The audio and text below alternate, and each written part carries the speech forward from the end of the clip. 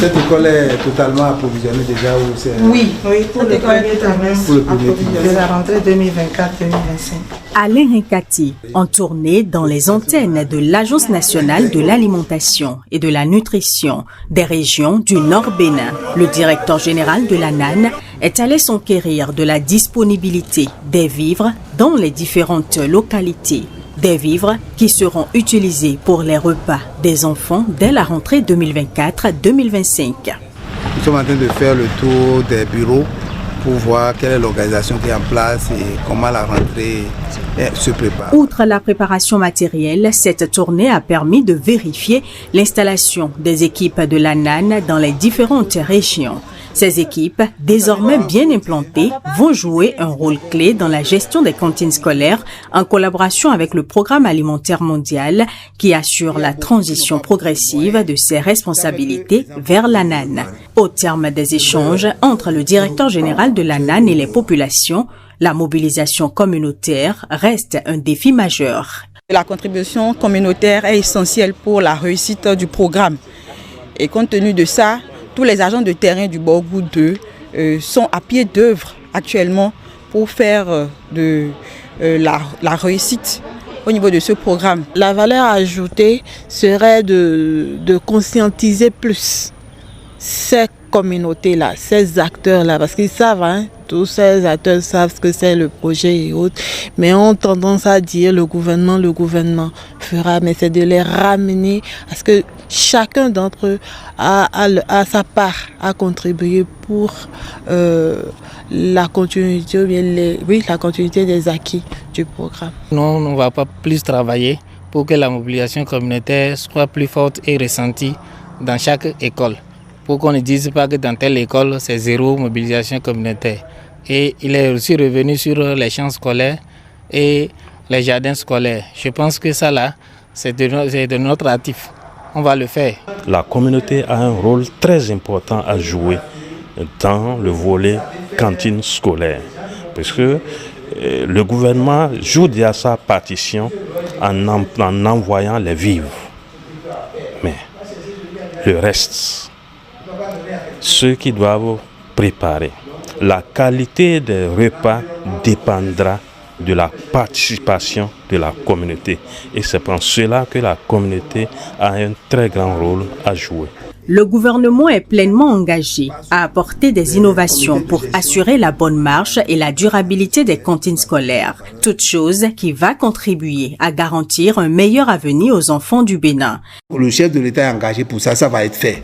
Les séances d'échange avec les communautés locales ont donné l'occasion au directeur général de la NAN de noter le niveau atteint, les problèmes à régler et les défis à relever.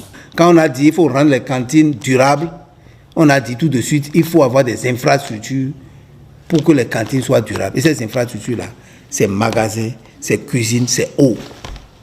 Le gouvernement a noté ça, on a tout travaillé dessus. Donc c'est pour vous rassurer que c'est des préoccupations qui sont prises en compte. On va travailler progressivement pour leur réalisation. Un engagement fort pour un programme qui continue de transformer des filles, celles des enfants du Bénin, en leur offrant non seulement un repas chaud à l'école, mais aussi en garantissant leur avenir. L'Agence nationale de l'alimentation et de la nutrition a été créée pour, entre autres, prendre en charge la gestion des cantines scolaires et s'occuper aussi d'autres sujets qui concernent l'alimentation et la nutrition dans le pays. Il a été décidé que la rentrée 2024-2025, que l'agence prenne la main sur les opérations de gestion des cantines scolaires qui avaient été précédemment déléguées au Programme alimentaire mondial.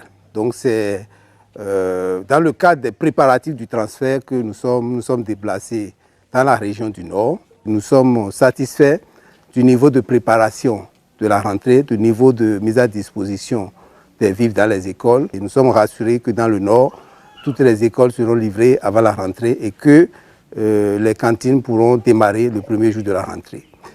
La mission avait aussi pour objectif de vérifier les dispositions à prendre pour que nous installions nos équipes dans la perspective de la reprise. Donc nous avons vérifié les modalités d'installation des équipes de l'ANAN qui doivent prendre le relais de l'équipe du PAM sur le terrain. Et nous avons noté que tous les arrangements sont en place pour que ce soit effectif.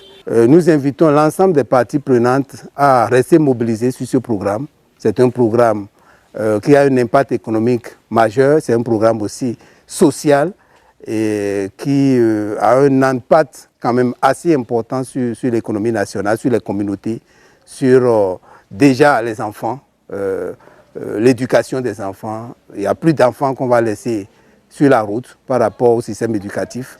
Et pour que ça, on puisse continuer de façon durable, il faut qu'il y ait de la mobilisation communautaire. Nous insistons sur ça et l'agence va travailler pour que cette mobilisation communautaire soit améliorée et que les communautés comprennent que c'est leur chose, c'est leurs enfants et qu'ils doivent travailler pour qu'on ait des repas nutritifs et que tout le monde contribue pour que cette opération soit mieux gérée et que les enseignants soient allégés dans leurs tâches.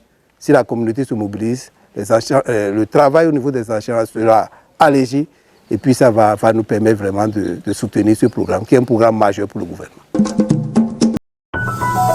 Ibis TV, créé pour inspirer.